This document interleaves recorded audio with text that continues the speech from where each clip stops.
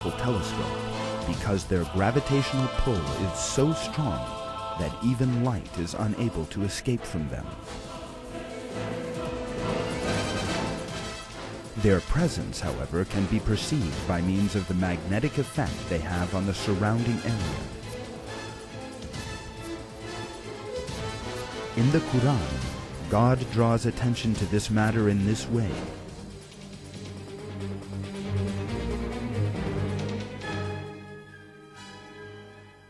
And I swear by the stars' positions, and that is a mighty oath, if you only knew.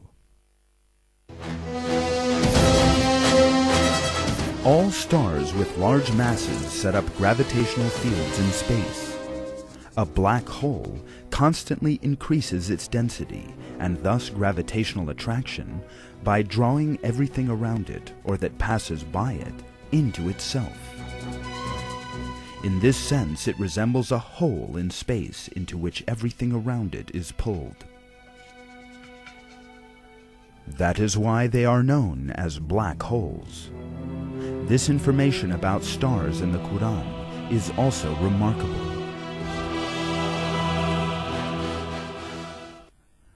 I swear by heaven and the Tariq, and what will convey to you what the Tariq is? The star piercing, the darkness.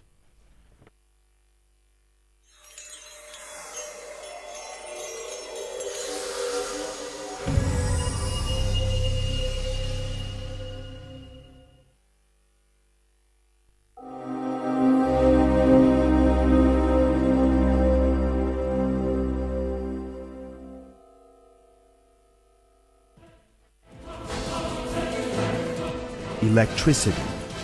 It is one of the greatest discoveries in the history of the world. It lights almost the entire world by means of bulbs. In fact, this great discovery was noted in verses of the Qur'an 14 centuries ago.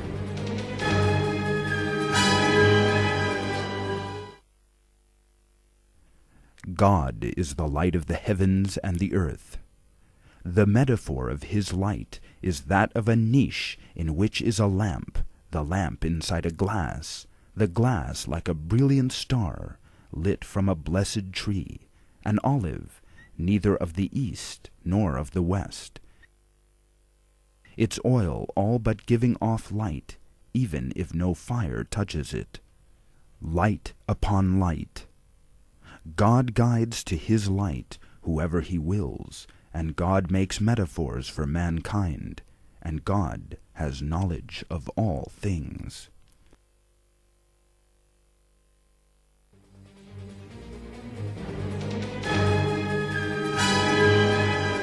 This verse refers to something that emits light. It appears that this body miraculously refers to the light bulbs used almost everywhere on earth in the present day. A bulb is a body which shines like a star and emits light inside glass, and that is in full conformity with the description in the verse. The fact that the fuel used by this light-emitting body belongs to neither east nor west may be an indication that it has no physical dimensions. Electricity, the fuel of the light bulb, indeed is not in material dimension, but in an energy dimension. Unlike oil lamps and gas lamps, light bulbs burn without fire, in line with the description supplied in the verse. In light of all this information, it may be inferred that this verse is referring to the light bulb, a most important invention. God knows best.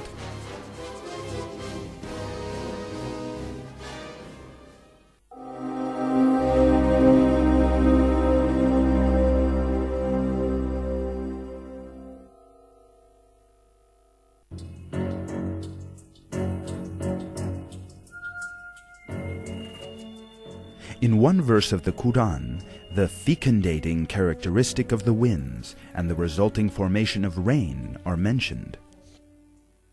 And we send the fecundating winds, then cause water to descend from the sky, therewith providing you with water in abundance. This fact set out in the Qur'an was definitely unknown until the beginning of the 20th century. Until then, the only relationship known between the wind and the rain was that it was the wind that drove the clouds. However, today's meteorological findings have demonstrated the fecundating role of the wind in the formation of rain.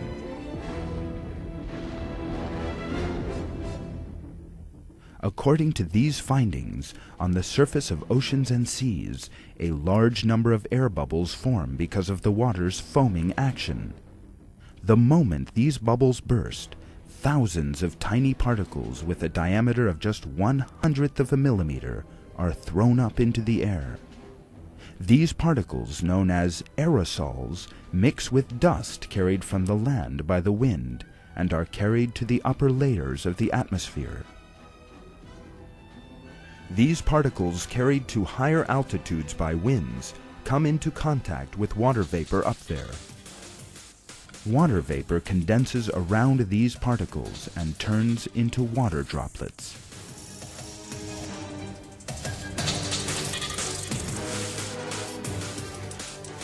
These water droplets first come together and form clouds, and then fall to the earth in the form of rain.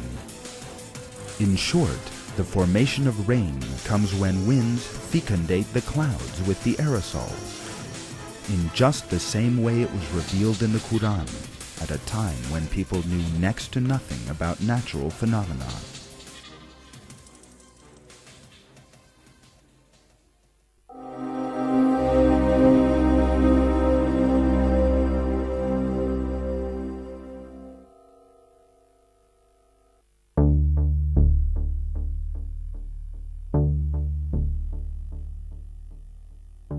Research carried out in recent years has revealed that the prefrontal area, lying in the frontal part of the skull, is responsible for the management of particular functions of the brain. This area of the cerebrum is also responsible for planning, motivation, and initiating good and evil behavior, and it is responsible for telling lies and the truth. A book entitled Essentials of Anatomy and Physiology says, in relation to its involvement in motivation, the prefrontal area is also thought to be the functional center for aggression. Parallel information to these scientific facts discovered by scientists in the last 60 years was also imparted in the Qur'an 14 centuries ago. No, indeed, if he does not stop, we will grab him by the forelock, a lying, sinful forelock.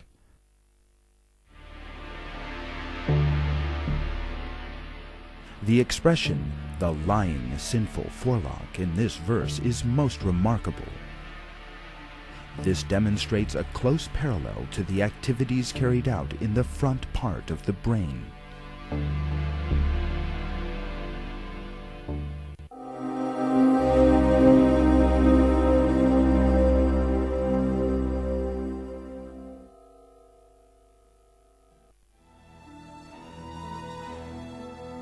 What determines the gender of an unborn child?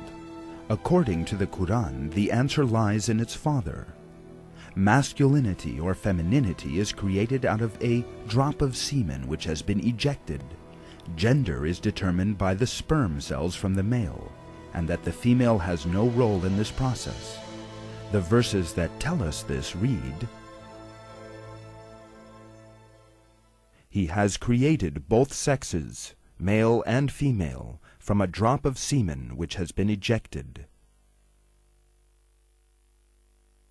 Wasn't he a drop of ejaculated sperm, then an embryo which he created and shaped, making from it both sexes, male and female?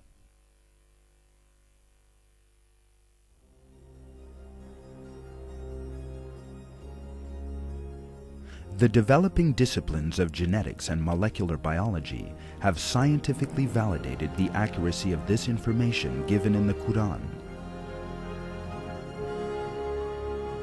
A baby's gender is determined by which chromosome, X or Y, from the male unites with the female's ovum.